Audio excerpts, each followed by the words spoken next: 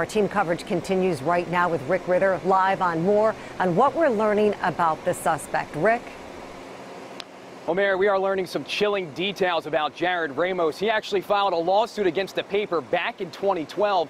Tonight, we spoke with a former employee who was mentioned in that lawsuit. He tells us, quote, "I remember saying back then, this is a guy who's going to come in and shoot us."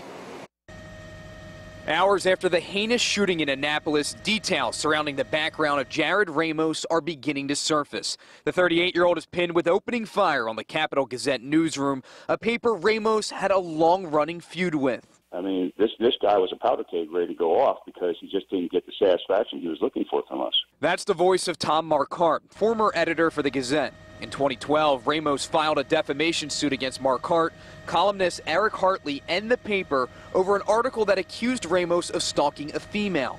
While the Gazette initially won the case, Marquardt says Ramos was irate and kept finding ways to keep the case alive for years. He took action against the judges. He took action against attorneys.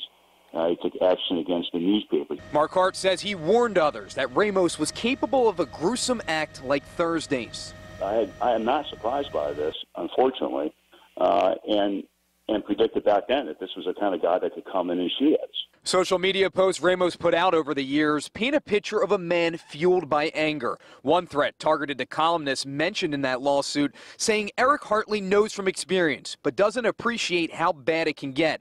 Journalists' hell awaits. Another one said in part, "Too bad Capital Gazette News can't do anything but expletive reporting." Later adding, "F you."